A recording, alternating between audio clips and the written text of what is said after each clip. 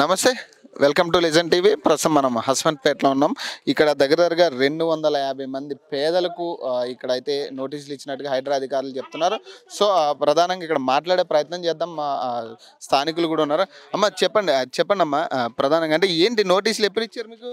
మాకు 20 తారీఖు 21 తారీఖు 22 తారీఖు నుంచి వంచారు. ఖాళీ చేయాలంటే మేము కాల్ చేయాలనుకోని కాదు, ఇది మీకు గిఫ్ట్ ఇస్తున్నామన్నారు.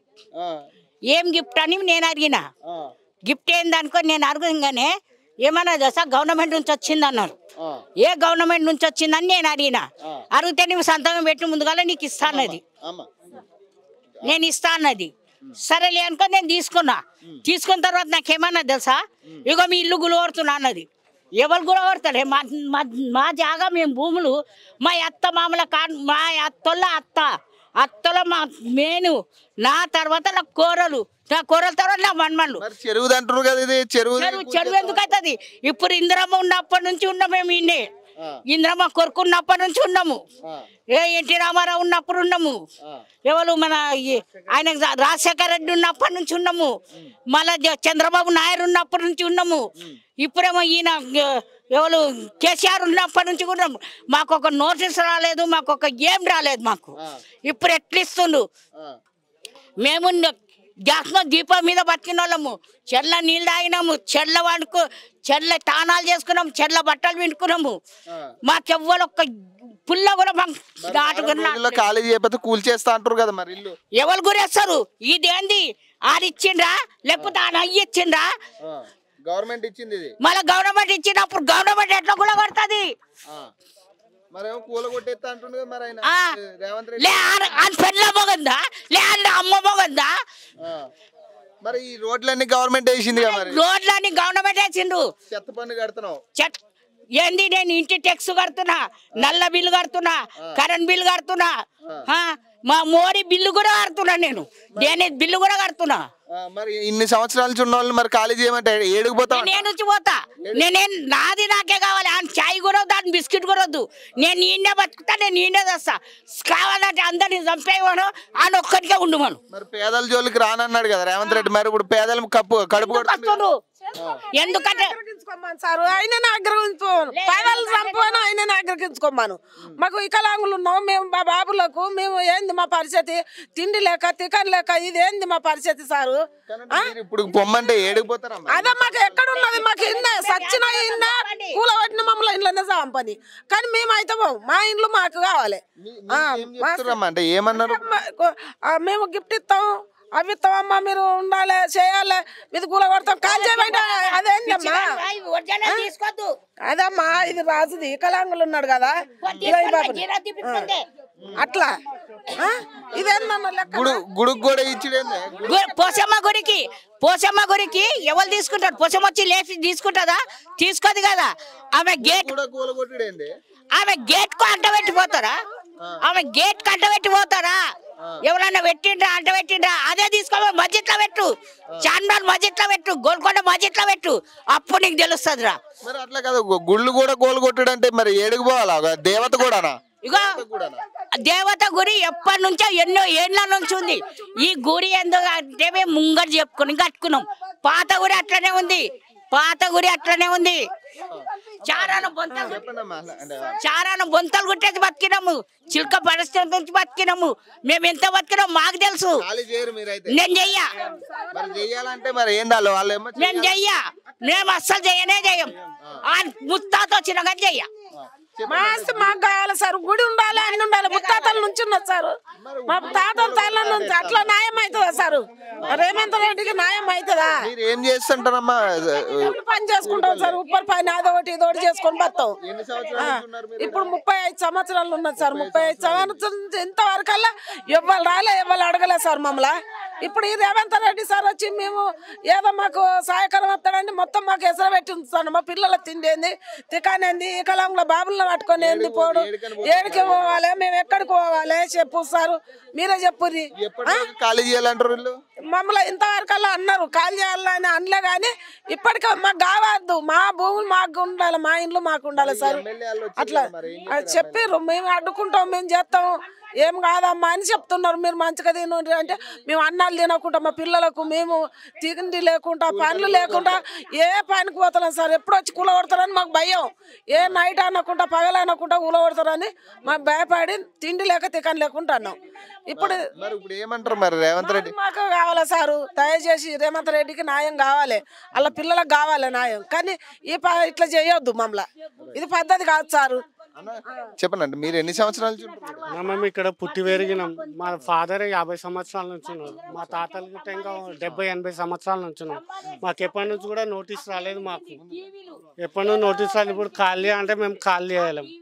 మేము మీరు వాళ్ళే ఆధారం చూపించాలా మాకు. సంపుతాం అదే పట్టాలు గిట్టాలు అన్నీ ఉన్నాయి. మళ్ళీ ఇప్పుడు ఇచ్చిర్రు, నోటీస్ చేసిర్రు, అప్పుడే వచ్చి ఎంక్వైరీ చేయాలి. 30 సంవత్సరాలు రిజిస్ట్రేషన్ కూడా గవర్నమెంటే కదా ఇచ్చింది. గవర్నమెంట్ ఇచ్చింది అందరికి. ఈ రేవంత్ రెడ్డి గవర్నమెంట్ వచ్చే ప్రాబ్లం చేస్తుంది మాకు. రంగనాథ్ ఇచ్చిర్రు అంటారు. వాళ్ళు వచ్చి ఎంక్వైరీ చేసుకోవాలి, చేయాలి. డైరెక్ట్ నోటీస్ అంటే వాళ్ళకి తెలుసా మేము కబ్జా చేసినామని? వాళ్ళు వచ్చి చూస్తే కదా, ఎంక్వైరీ చేస్తే కదా తెలుస్తుంది. ఇప్పుడు ఏం చెప్తా మరి? ఏం చేయ, మేము ఖాళీ చేయమండి, మేము చచ్చిపోతాము. పెట్రోల్ గిట్ట అన్ని ఇంట్లో పెట్టుకున్నాం రెడీ. ఇంట్లోనే వండుకుంటాం మేము. రేవంత్ రెడ్డి చూసుకోవాలి, రంగనాథ్ సార్ చూసుకోవాలి సార్. మాకు వాళ్ళ తరఫున సపోర్ట్ చేయాలమ్మా. చూడాలంటే స్థానికులు కూడా చెప్తున్నారు మరి, అంటే ఇక్కడ కనీసం ఖాళీ చేసే పరిస్థితి లేదు. ఖచ్చితంగా మేము ఇప్పటికిప్పుడు పొమ్మంటే ఏడుకని పోతామని కూడా వాళ్ళు చెప్పడం జరుగుతుంది. అమ్మ మీకు ఇచ్చిరా నోటీస్? అన్ని ఇవన్నీ మాయే సారు, అన్ని మాయే. అన్ని మమ్మల్ని ఇగో ఈ పరిశాన్ని పెడుతుండ ఆయన ఎక్కి. మరి ఏమిటికి ఎక్కిండో ఏందో, ఈ గరీబ్ వాళ్ళని ముంచుదామని ఎక్కిండో దేని గురించి ఎక్కిండో మాకు తెలియదు సార్. గుడికి కూడా ఇచ్చిరంట కదా, కొంచెం ఇంట్లోకి ఇచ్చిండు, మా మనసులను కూడా ఇంట్లేసి కప్పుతానని కూడా ఇచ్చిండు, అన్నిటికి ఇచ్చిండు. మరి ఎక్కడి పోము. ఆయన ఎన్ని బండ్లు తెచ్చినా గాని మా ఇల్లు ఏరియా, మా బస్సు ఏడు రాకుండా అందరిని ఇళ్ళనే గమ్మాలి, ఆయన మళ్ళా పోవాలి. చెరువు కిందకి వస్తుందంట. చెరువు కింద లేదు, చెరువు ఎక్కడో అక్కడ పోయింది. ఏనాటి వీళ్ళు ఇయ్యటియా? ఆయన నిన్ను ఇయ్యాలి ఎక్కి ఇదంతా రాయకీలో వెళ్తాడు ఎక్కడి నుంచి వచ్చి. ఇక ఇవ్వరాక అనలేదు కానీ ఏదో పోనీ ఎక్కని ఇది మంచిగా. ఆయన ఇంకా మాకు గరీబులకి ఏమైనా చేస్తాడో అని అనుకున్నాం. అబ్బో మాకే సున్నం బొట్టు కొడుతుండు. పుణ్యాత్తుడు ఎక్కుతాడు కదా, మనకి కేసీఆర్ కన్నా ఈయన మంచిగా చేస్తాడని మేము అనుకున్నాం. ఇక ఈ కేసీఆర్ కన్నా ఇంకా ఆయన దాదాగిరి వచ్చిండు. ఆడ పెద్ద పెద్ద బిల్డింగ్లు ఉన్నాయి కదా, మరి అవి కూలగొట్టారంట. ఎక్కడన్నా చూసుకొని ఆయన దమ్ముంటే అక్కడ పెద్ద పెద్ద కొట్టినా గానీ ఫలితం ఇస్తుంది. ఈ గరీబులను కొడితే ఏం ఫలితం ఇస్తుంది ఆయనకు? ఏమి ఇయ్యది. మొన్న అంటారు, దుమ్ము అంటారు, నీ పిల్లలకు అంటారు, నీకు అంటారు. ఎవరు ఉసురు ఎట్లా తగులుతుందో అన్నది ఆ ఇచ్చిన లేటారు వెనుక గుంజుకొని అక్కడనే ఉండు అనూరి. మీకు ఇచ్చిర్రు ఓకే, మరి గుడికి కూడా ఇచ్చిడేంది? గుడి కూడా బాగున్నట. ఆ గుడి 50-60 ఏళ్ళ సుంది నంబర్ కూడా రాసి ఉన్నది. చదువురు కొంచెం అది కూడా కూలగొడతాడట. అది ఆయనకు న్యాయం అవుతుందో ఎట్లా అవుతుందో. అవి ఇచ్చినాయి ఇంతమంది కలకల తలుగుతుంది. నాకు అద్దు, గరీబ్ వాళ్ళది నేను గూల కొట్టద్దు. ఎవ్వందో ఉన్నోంది పెద్ద పెద్ద ఉంది గూల కొట్టుకొని అందులో 10 రూపాయలు నేను తింటా అని అంటే అక్కడ అందులో బొమ్మాను. ఈ గరీబ్ వాళ్ళ గూల కొడితే మరి ఉసురు తగులుతుందా అని ఆయనకు చేసినాం. మా ఆయనే మాకు ఇంకా మంచిగా చేస్తాడు అనుకున్నాం. ఈ కేసీఆర్ ఇంత రోడ్డు చేసిండు, నల్ల వేసిండు, గరీబ్ వాళ్ళకు చిన్న చిన్న రూములు ఇచ్చిండు. చాలు ఇవి. మరి అట్లా కదమ్మా, ఈ భూములన్నీ పట్టా భూములే కదా, మీరు రిజిస్ట్రేషన్ అన్ని మొత్తం గవర్నమెంటే కదా మీకు ఇచ్చింది. ఇచ్చిందే ఆయన చెయ్యాలని. ఆయనకి ఎక్కడ ఆకాలం దొరుకుతలేదు, ఆధీరం దొరుకుతలేదు. గరీబ్ దగ్గర దొరుకుద్దానా అని ఇక్కడికి వచ్చిండు అంతే. ఇక మా మీద పడితే ఎవరు కాదు. ఉన్న పినుగులా ఉన్న ఇంట్లోనే ఉంటాము, ఇంకా లేని శిస్తులో పడిసి వస్తాడు. ఇక కడుపు మసులుతుంది కానీ ఇంకా తిడతలేము. ఎట్లయినా ఖాళీ చేయలేదంటే కూల కొడతా అంటుండు కదా. ఆయన కూల కొట్టినా చెయ్యం, ఆయన బండ్లు తెచ్చినా చెయ్యం. ఆయన ఏం చేస్తాడో మొత్తం మాకు బస్సు మొత్తం ఇళ్ళకి అమ్మి పోతాడు అంతే. బయటికి వెళ్ళాం మేము, వెళ్ళాం, అస్సలకి వెళ్ళాం. ఎక్కడ ఈడ కాదు, అక్కడి నుంచి ఉంది, బస్ స్టాప్ కాడ నుంచి ఉంది. ఈ బస్సు మొత్తం కూలగొట్టని. చూడొచ్చు అంటే స్థానికులు కూడా ఇక్కడ అంటే ఎట్టి పరిస్థితుల్లో మేము ఇక్కడ నుంచి కదిలే ప్రసక్తి లేదని కూడా చెప్పడం జరుగుతుంది. సో కొంతమందితో మాట్లాడడం. బాబాయ్ అంటే ఎప్పుడు మీకు నోటీసులు ఇచ్చి ఎన్ని రోజులు అవుతుంది? మాకు 21కి ఇచ్చారు అన్న నోటీసులు. 21కి ఇచ్చారు. నోటీసులు ఇచ్చేళ్ళారు, ఏమైనా కూల కొడతాం అది అనలే కానీ ఇక భయంగా ఇచ్చారు, వెళ్ళిపోయారు. ఖాళీ చేయాలని కూడా అనలేదు కానీ నోటీసులు ఇచ్చారు. ఇది ఎందుకంటే మాకు అధికారులు ఇచ్చారు, మీరు ఏమైనా ఉంటే అధికారులతో మాట్లాడుకోవడానికి వెళ్ళిపోయారు. మరి ఇప్పుడు ఏంది మీ పరిస్థితి ఏంది మరి? కనీసం ఈ ఎమ్మెల్యేలు గట్రా వచ్చి మాట్లాడరు కదా, మరి వాళ్ళు ఏం చెప్తున్నారు? వాళ్ళు భరోసా ఇస్తున్నారు, దీనికి ఏం కాదు మీరు తెలుసు కదా 50-60 వాళ్ళు కూడా నాయకులు 4-5 సార్లు గెలిచిన వాళ్ళు ఉన్నారు, ఎమ్మెల్యేలు ఎంపీలు. ఈటల రాజేందర్ కూడా మొన్న వచ్చి మాట్లాడాడు, ఏమన్నాడు ఇది గరీబోలు ఇంట్లో జోలికి పోతే అని ఉంటే పెద్ద చూసుకోవాలి అది అని మాట్లాడిండు. దాన్ని కూడా మరి వీళ్ళు కూడా గరీబులను వదిలేస్తామంటూనే మీ మీద పడుతున్నారు కదా. అదే కదా వచ్చింది పర్సన్. ఇప్పుడు నేను కోరుకునేది రంగనాథన్ సార్ కూడా ఇప్పుడు డైరెక్ట్ నోటీస్ కూలగొట్టకుండా మీరు రండి, స్వయంగా చూడండి, చూస్తే మీకు అర్థమవుతుంది. ఇప్పుడు ఈ ఇల్లు ఇప్పుడు కట్టిందా లేకుంటే పాతదా, ఇల్లు మొన్న ఆక్రమించుకొని పేపర్లు ఉంటే చూసినది కూడా అర్థమవుతాయి కదా. చూసి అట్లా ఆ రకంగా చేస్తే బాగుంటుందని నా ఉద్దేశం. రిజిస్ట్రేషన్ కూడా గవర్నమెంట్ అండర్ లోనే కదా. రిజిస్ట్రేషన్ డ్యూటీ కడతాం, దానికి ట్యాక్స్లు కడుతున్నాం. ఇప్పుడు ఒక్కొక్కరికి జాయింట్ రిజిస్ట్రేషన్లు కూడా అయినాయి, దాని మీద లోన్లు తీసుకున్న వాళ్ళు కూడా ఉన్నాం. లోన్ తీసుకొని ఇప్పుడు ఇల్లు కూడా కట్టుకున్న వాళ్ళు ఉన్నాం మొన్న రీసెంట్గా. రైట్. అదే స్థానికులు అయితే ఇక్కడ నుంచి ఖాళీ చేయమనే కదా వాళ్ళు చెప్తున్నారు. ఏంటంటే మాకు ఏదైనా న్యాయం చేయాలి, మా గరీబులను వదిలేయాలని చెప్పేసి చెప్పడం జరుగుతుంది.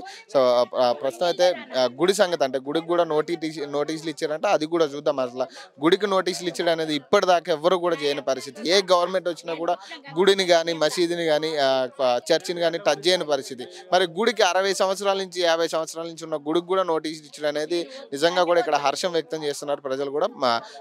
మాట్లాడే ప్రయత్నం చేద్దాం కొంతమందితో. ఇక్కడ హస్మత్ పేటకి సంబంధించి ఏదైతే బోయిన్ చెరువు ఉందో కట్ట కానుకుని ఈ ఇల్లులన్నీ కూడా ఉన్నాయి. ఇవన్నీ కూడా చూస్తుంటే దగ్గరగా చిన్న ఇల్లులు ఆల్రెడీ గత 30 సంవత్సరాల క్రితం 40 సంవత్సరాల క్రితం దీనికి గవర్నమెంటే పట్టా ఇచ్చింది.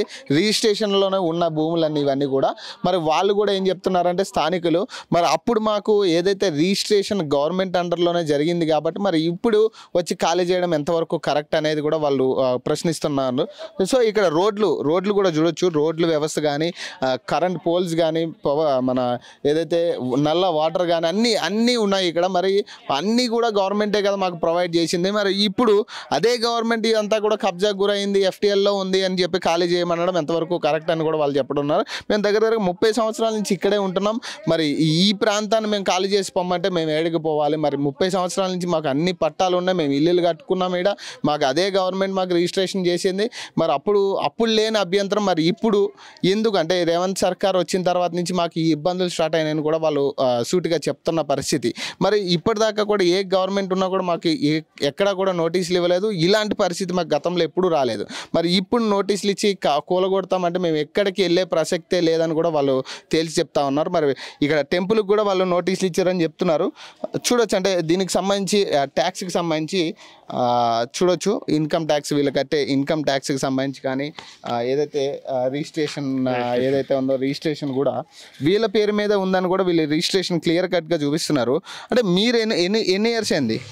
कितना इयर्स होगा? ये 25-26 साल हो गया।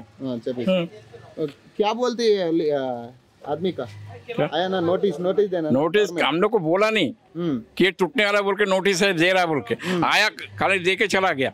क्या अभी वो लोग को बोलना था ना कि हम लोग तोड़ने के लिए ये नोटिस दे रहा है।